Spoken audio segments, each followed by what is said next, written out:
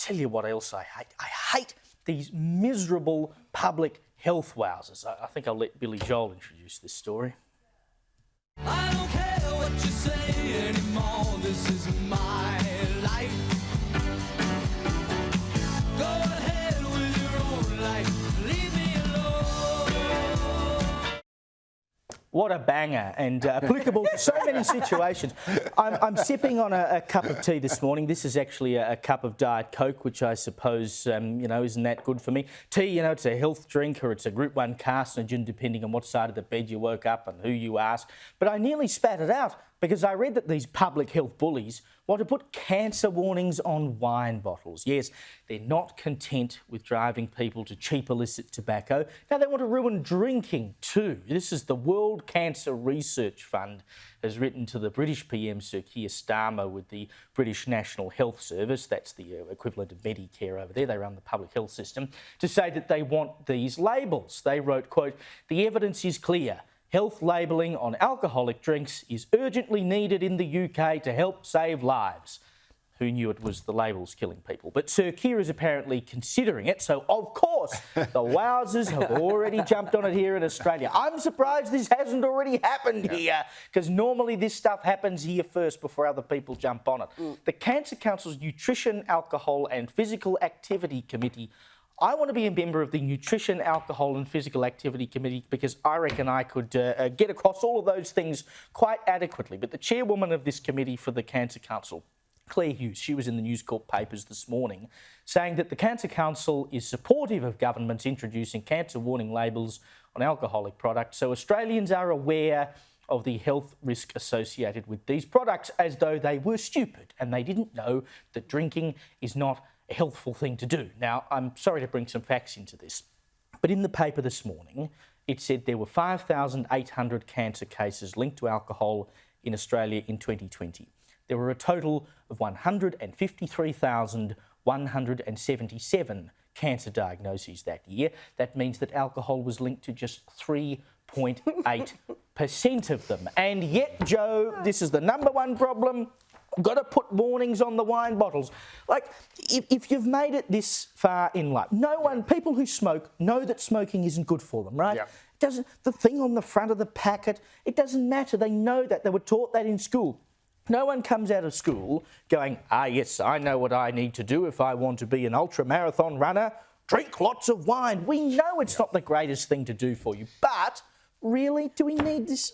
Look, Caleb, I can tell you from my own extensive research into alcohol consumption, anything alcoholic that has 3.8% on it is not a high enough proportion. 3.8% doesn't get you anywhere, whether it's a proportion of alcohol-related cancer diagnoses or whether it's what it says on a can of Foster's. Correct. There's a reason why we don't drink it here. So, I mean... Can all go to China. But why, but I mean... Did Albo take a couple of pallets with him? But again, just why stop at alcohol? Like, why not? And again, I think it's a bit different with cigarettes because, and I used to be a smoker as well, but I'm not a wowser about that. But, cigarettes, there's no benefit in having a cigarette. There's no benefit in smoking, whereas people argue from time to time that having a glass of red or a beer can be good for you. It can be good for socialise. Yes. The antioxidants. Also, they've done research that actually people who socialise and go to the pub with mates are less likely to suffer from depression and stuff like that.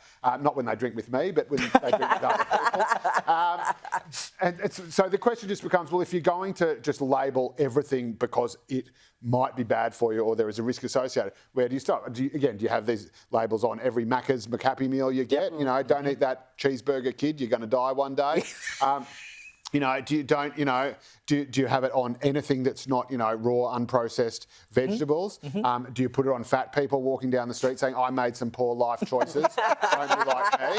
But it's this form of social shaming that people seem to sort of get their rocks off on. And it always, with smoking rates, drinking rates, fast food eating rates, it is always poorer people. It is always people on the outskirts of society, on the outskirts of decision making, literally on the outskirts of cities, who are looked down upon by these perfect little educated people who have done their little research, and it turns out that, having a beer or two, having a beer every day is bad for you. Well, you know what? Some people need that to take the edge off life, People like me. And no, it's not just a beer or two. It's... That's fine. But that's not the point? The point is the point. Other more people My out there. name's Joe. You should have the freedom to be able I'll tell to you do what it I'm drinking. without being hectored for doing so. I mean, as Joe said, and I pointed out, like if it makes up is the drinking 3.8% of cancer cases in this country, it's pretty low on the list of things that would seem to be leading to cancer. Why are they up in arms about this one? I'll bet, Evelyn, that many of these people are the same people who'd say go heifer on illicit drugs. I think that we just have to look at the slippery slope with the cigarettes. It's fantastic that there's been education and public awareness made about the links between smoking and cancer. People already know, like you said, this is just common sense. People know when you drink there are risks involved. And I think what we've done culturally in our country is we've said basically the government has to tell us everything, and unless they affirm it, then we just don't know what to do with ourselves. You're going to do the line, And- Ev. You're going to do the line. Yeah, go on. Govern go me on. harder, Daddy. Perfect. But we are just a coddling nation. We are a nanny state. And you've got to go, who's going to foot this bill? Are small businesses going to have to pay extra money to slap these labels on their bottles? Is it going to cripple small businesses, niche little nice places that might make a nice whiskey or gin or something like that? And then on top of that, you just have to ask, who, not only who's going to cover the cost, but is the government then going to get involved and create taxes like they do with the cigarettes? Well, I mean, it's already it taxed is to high heaven. slippery slope. They could put the plain packaging on it, I suppose, Darren, like they do on the cigarettes. Or I would preemptively be putting a warning on as a distillery or a winemaker or whatever that says, warning may lead to good times. Correct. Yep. Behavioural warnings. Yep. 3 drinks, you might tell your boss what you're thinking.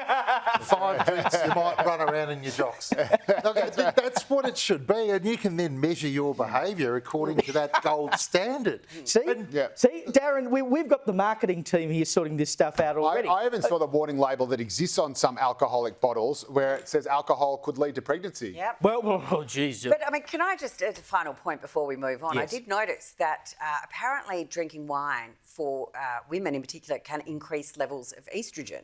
So for women of a certain age, perhaps a few glasses of wine actually is going to have considerable health benefits.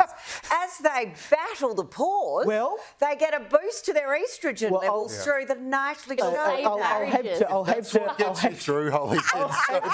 I'll have to get a doctor. Do not take this as medical advice, I should say. But I might have to get a doctor on and ask him that question.